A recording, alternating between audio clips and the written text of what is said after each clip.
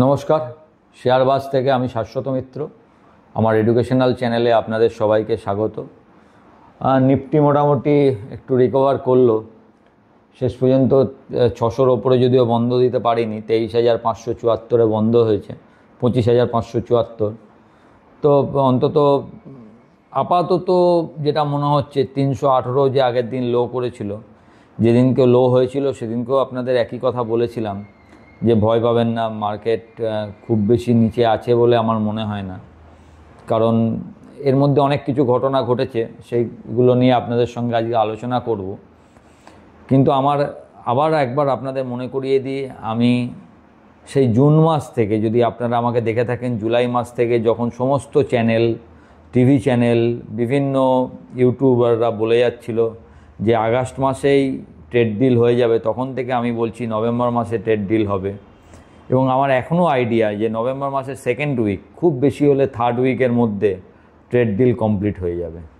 এটা আমার কেন জানি না, একটা গাট ফিলিংস একইভাবে বলে যাচ্ছে যে নভেম্বরের সেকেন্ড উইক বা থার্ড উইকে ট্রেড ডিল হবে। তার জন্যই আমি বারবার আপনাদের বলছিলাম নিফটি বেশি নিচে যাবে বলে আমার মনে হয় না। এখন অনেকগুলো ঘটনা ঘটেছে, ঘটনাগুলো আস্তে আস্তে বলি আপনাদের। প্রথম কথা হচ্ছে, বিশ্ব মার্কেটে আপনারা জানেন আমেরিকাতে লংগেস্ট এভার শাটডাউন চলছে, 40 দিন হয়ে গেছে।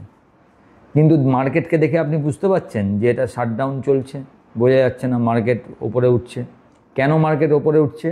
এআই স্টকগুলোর দৌলতে, এআই স্টকের দৌড়ে সমস্ত মার্কেট ওপরে উঠছে।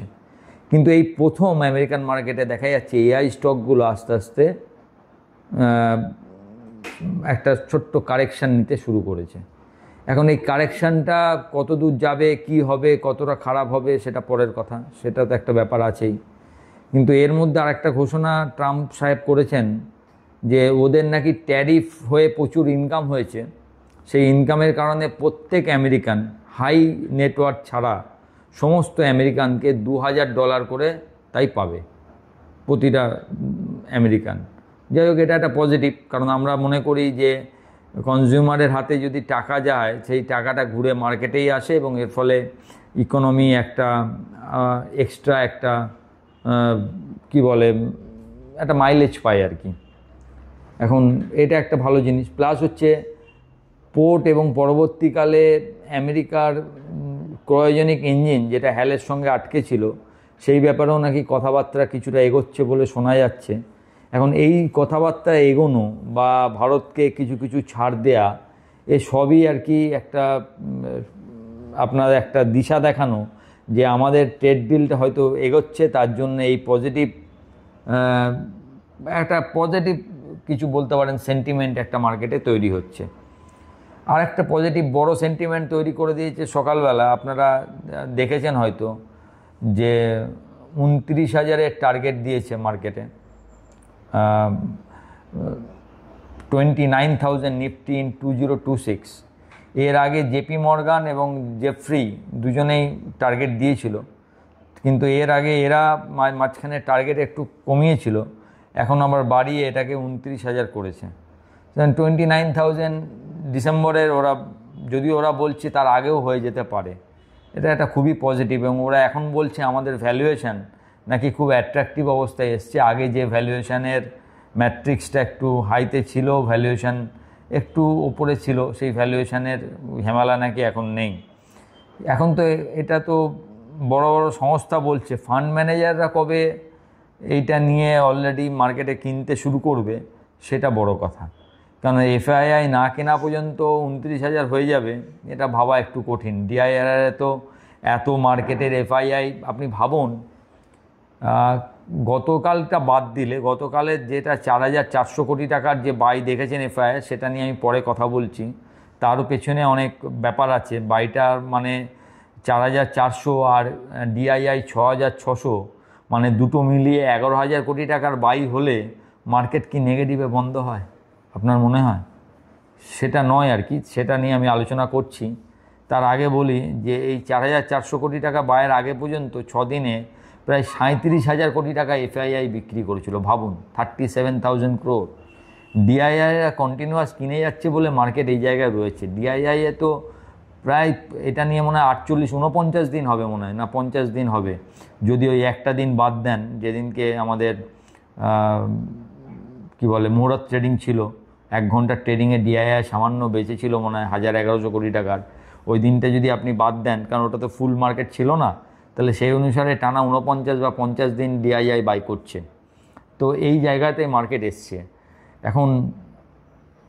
এই যে আপনি দেখছেন যে এফআইআই 11,000, এই যে বলছি 4,400 আর ডিআই 6,600 কোটি টাকা, এত বড় বাইটাকে আপনি কেন পাত্তা দিচ্ছেন না?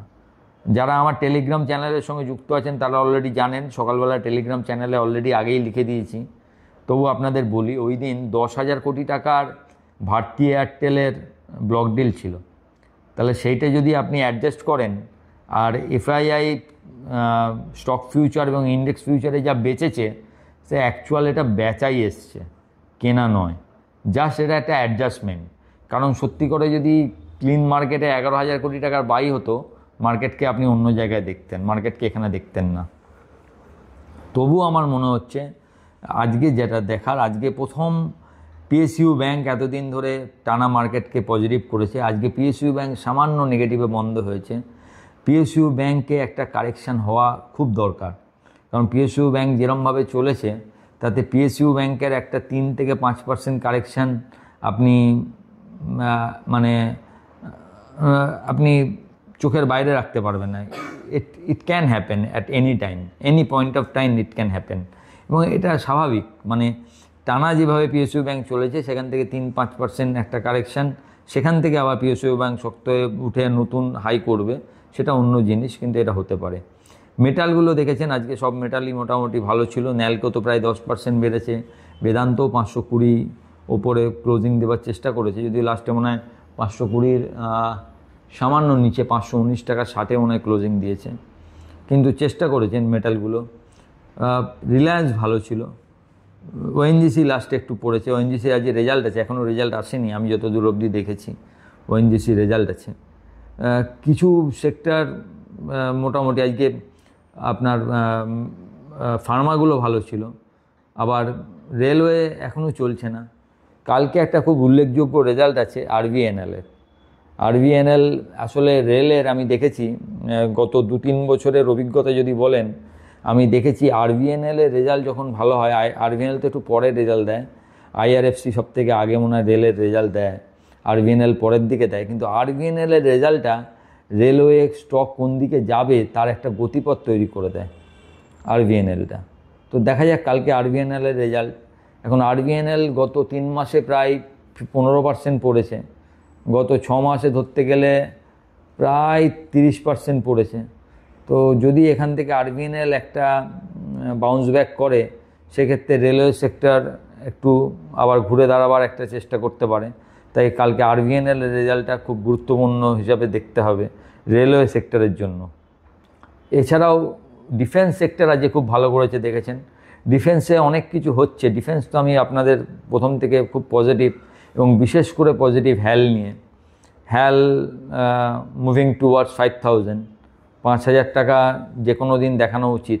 হ্যালে প্রচুর, হ্যালে ক্রায়োজেনিক ইঞ্জিনটার ঝামেলাটা যদি মিটে যায়, এছাড়াও হ্যালে কিছু অর্ডার হয়তো কালকে বা পরশু ঘোষণা হতে পারে, সেইগুলো হলে আশা করি 5,000 টাকার যেতে হ্যালের বেশি টাইম লাগবে না। তো হ্যালটা আপনি পজিটিভলি দেখতে পারেন। আরেকটা শেয়ারও চলছে না ডিফেন্স সেক্টরের মধ্যে অন্য শেয়ারের তুলনায়, সেটা হচ্ছে মাঝগাঁও ডক। মাঝগাঁও ডকও প্রায় ওই 800, 805-10 এরকম আটকে আছে। 2705-10, 2600-র নিচে চলে গেছিলো, 2580টা লো করে এসছে। নিচটা সুন্দর একটা রাউন্ড বটম করা উচিত। এবার এখান থেকে 800, 850 এটাও যাওয়া উচিত। যাবে কিনা সেটা সময় বলবে।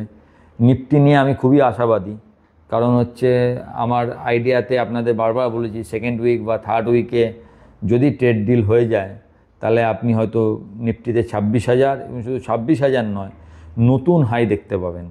এবং সেই নতুন হাই যখন আপনি দেখবেন, তখন কিন্তু সেখান থেকে আরও 2-3%-এর র্যালি আপনি এমন কোনো ব্যাপার নয়। নতুন হাই 26,277, 26,300, সেখান থেকে 3% র্যালি যদি আমি ধরি, আরও 700 পয়েন্ট, 27,000। তা এখন আমরা আছি 25,500-য়। সে আমি বলছি 27,000-এর কথা, আপনারা আমাকে নিয়ে মস্করা করতে পারেন, করার চান্স আছে। কারণ আমি যখন আগের দিনও বলেছিলাম, অনেকে বলেছেন যে আপনি বলছেন এদিকে আমরা যা যেরকমভাবে নিফটি যেরকম মানে নিফটি যেভাবে আর কি ট্রেন্ড দেখছি বা আমরা যা চার্ট দেখি তাতে মনে হচ্ছে নিফটি নিচে যাবে এবং আমরা পুট কিনে আছি, অনেকে বলেছেন। তো আমি তো তখনই বলেছিলাম আমার নিফটির বাউন্স ব্যাক লাগছে। সুতরাং কি হবে সেটা তো সময় বলবে, যদি কোনো খবর না আসে। আমার আইডিয়া এই র্যালি, এবং যদি সত্যি করে ট্রেড ডিলটা এর মধ্যে হয়, এই র্যালি আপনাদের অনেককেই অবাক করে দেবে। হয়তো আমি একটু মানে অ্যাহেড অফ টাইম বলছি, 25,500-এ দাঁড়িয়ে 27,000-এর কথা বলা একটু অ্যাহেড অফ টাইম, 6% ওপরের কথা বলছি। কিন্তু কেন জানি না মনে হচ্ছে যে নিচের জায়গাটা হয়ে গেছে 25,300, এরপরে যদি না ভাঙে, শেয়ার মার্কেটে এভরিথিং পসিবল। আমার কথা কালকেই আমি সবচেয়ে বোকা বা মানে শেয়ার মার্কেট আমাকে প্রমাণ করতে পারে, এবং আমি সেটাকে একদম ওয়েল স্পিরিটে নেব, কারণ স্ক্রিন ইজ সুপ্রিম, আমরা কেউ নই। তবু আমার ধারণাটা বলে নিই, 25,300 যদি না ভাঙে, তাহলে আপাতত 25,318-র যে লোটা দেখেছেন সেটা আপাতত লো হয়ে থাকবে, এবং এখান থেকে মার্কেট হয়তো প্রথমে 25,800-র দিকে, এবং তারপরে যদি ট্রেড ডিলের কী সম্ভাবনা হয় তার উপর পরবর্তী ধাপগুলো যাবে। যাই হোক, আপনাদেরকে অনেক পজিটিভ কথা শোনালাম।